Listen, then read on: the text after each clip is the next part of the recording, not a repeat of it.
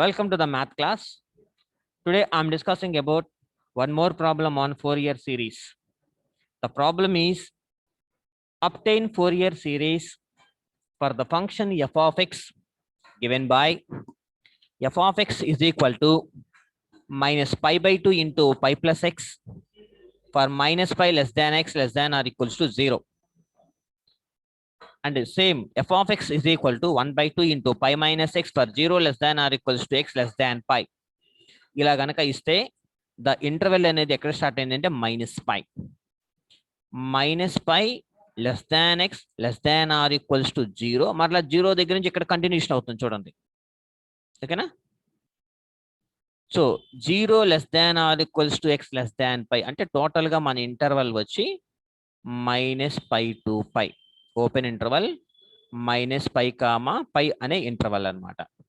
ఈ ఇంటర్వెల్ మీద ప్రాబ్లం చేయాలి. ఇప్పుడు నెగిటివ్ కనుక వచ్చింది అనుకోండి, minus pi less than x less than or equals to 0 కనుక వస్తే అప్పుడు f of x is equal to ఇది తీసుకోవాలి, minus 1/2 into pi plus x తీసుకోవాలి. పాజిటివ్ వాల్యూస్ కనుక వస్తే 0 less than or equals to x less than 5 కనుక వస్తే we can take the f of x value 1/2 into pi minus x. So this is the way we have to solve this problem on the interval minus pi comma pi. See, since solution, since f of minus x is equal to, we know that even function and odd function, f of minus x is equal to minus 1/2 into pi plus x in minus pi comma 0. See, minus pi comma 0, minus pi to 0 ki f of x value minus 1/2 into pi plus x in that is equal to minus f of x. f of minus x is equal to negative values kabatti minus f of x in 0 comma pi. 0 comma pi దగ్గర ఏమో f of minus x is equal to minus f of x.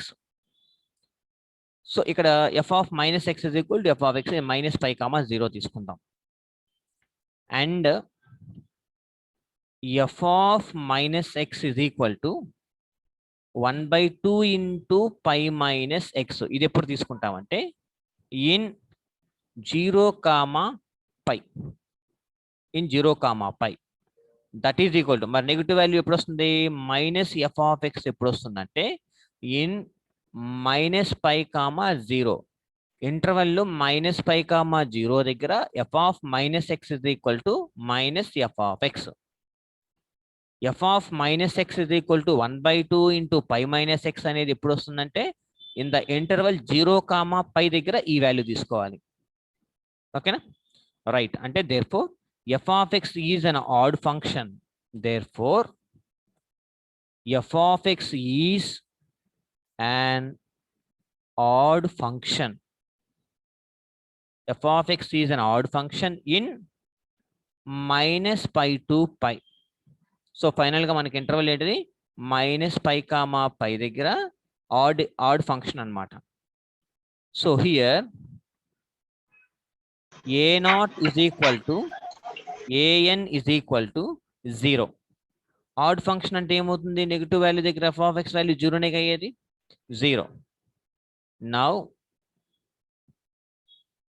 Let f of x is equal to summation n is equal to 1 to infinity bn into sin nx. That is equation 1. అంటే మనకి Fourier coefficients 3 ఉంటాయి.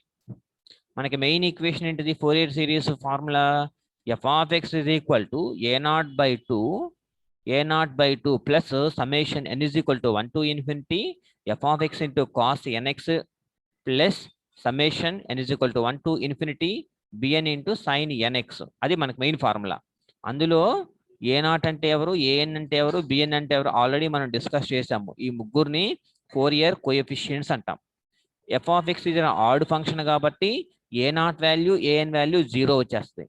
So an అంటే cos nx combination ఇది. So ఈ రెండు first 2 values 0s అయిపోతే ఇక మనం we have to find the b1 value.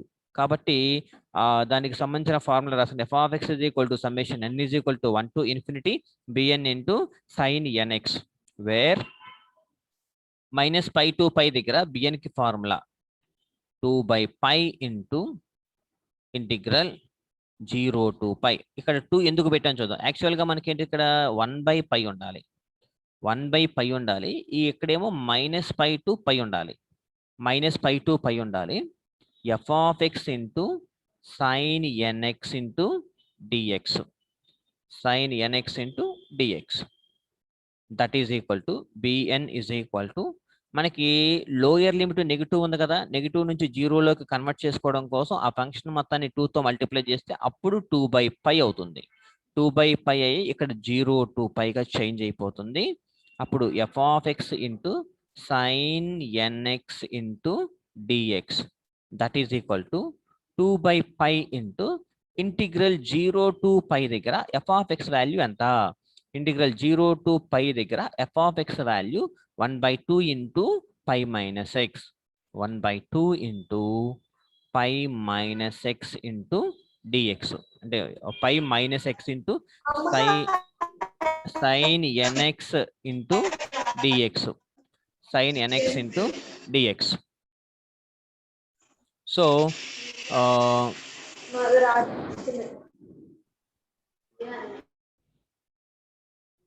That is equal to, అక్కడ 2 ఇక్కడ ఒక 2 క్యాన్సిల్ అయిపోయింది.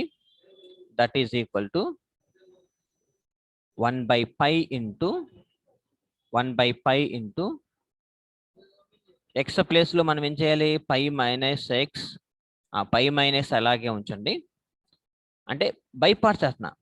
π మైనస్ ఎక్స్కి సైన్ ఎన్ఎక్స్కి, అంటే π మైనస్ ఎక్స్ అనేది ఫస్ట్ ఫంక్షను, సైన్ ఎన్ఎక్స్ అనేది సెకండ్ ఫంక్షను.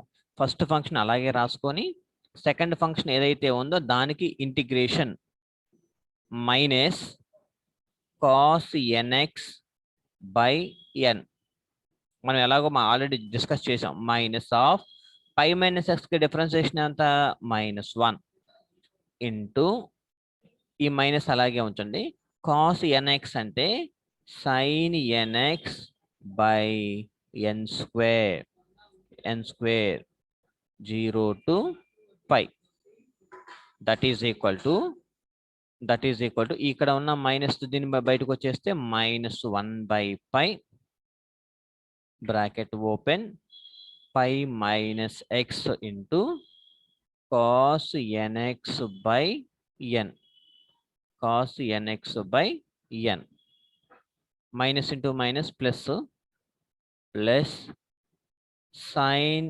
ఎన్ఎక్స్, అంటే ఇక్కడ మరలా ఇక్కడ మైనస్ ఇంటూ మైనస్ ప్లస్, మళ్ళీ ప్లస్ ఇంటూ మైనస్ మైనస్, అంటే ఫస్ట్ టర్మ్ క్యాన్సిల్ అయిపోతే ఫార్ములాలో అప్పర్ లిమిట్ మైనస్ లోయర్ లిమిట్లో నెగిటివ్ ఉంటుంది.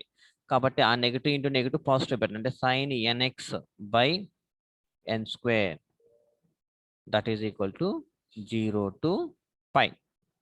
ఎందుకంటే ఇక్కడ అది since the first and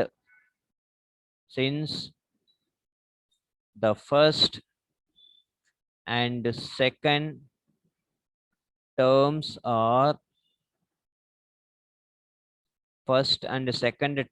are vanishes at x is equal to π. అందుకని అవి తీసేసి ద రిమైనింగ్ టర్మ్స్ రాశాను. అంటే therefore bn is equal to upper limit minus lower limit పెట్టుకుంటూ వెళ్తే ఓన్లీ ఈ సైన్ ఎక్స్ టర్మ్స్ అన్ని జీరోస్ అయిపోతాయి. అంటే ఎక్స్ ఉన్న ప్లేస్లో పై పెడితే కాస్ ఎన్పై అవుతుంది. కాస్ ఎన్పై అంటే ఎంత అవుతుంది, -1 హోల్ పవర్ ఆఫ్ ఎన్ అవుతుంది. -1 హోల్ పవర్ ఆఫ్ ఎన్ అంటే ముందు తర్వాత లోయర్ లిమిట్, అప్పుడు ఇక్కడ ఒక మైనస్ ఉంది, ఎక్స్ వాల్యూ 0 పెడితే ఓన్లీ ఇక్కడ పై మాత్రమే ఉంటుంది. కాబట్టి ముందు π మైనస్ 0 ఇంటూ కాస్ ఎన్పై అంటే ఎంత అవుతుంది, కాస్ ఎన్పై అంటే మైనస్ కాస్ ఎన్పై అంటే ఎంత అవుతుంది, 1 కాబట్టి 1/n. కాస్ 0 అప్పుడు లోయర్ లిమిట్ పెట్టేస్తే ఎంత అవుతుంది, కాస్ 0 అయిపోతుంది. కాస్ 0 అంటే 1, కాబట్టి 1/n ప్లస్ ఇది 0 అయిపోద్ది, ఎలాగో 0 అయిపోద్ది, కాబట్టి 0 టోటల్గా.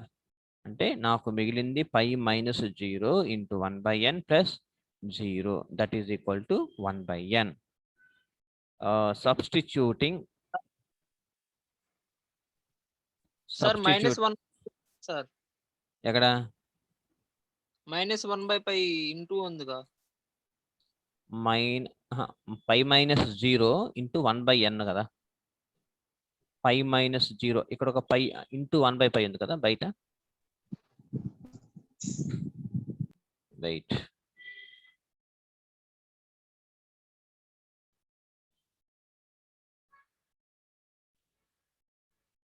ఇక్కడ -1/π ఉందిగా. ఫస్ట్ అప్పర్ లిమిట్ పెట్టండి. చూడండి ఎక్స్ ప్లేస్ లో ఇది అప్పర్ లిమిట్ పై మైనస్, ఇక్కడ -1/π అలాగే ఉంచండి. ఈ ఫస్ట్ టర్మ్ ఇది.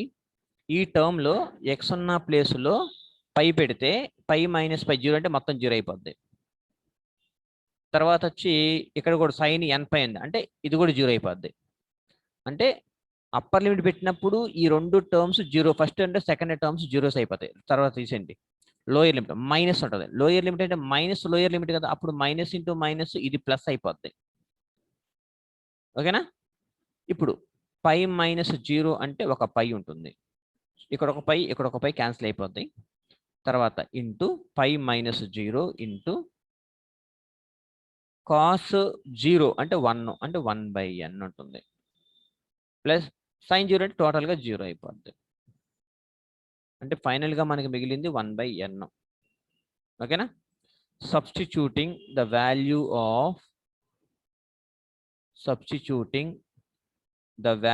Of bn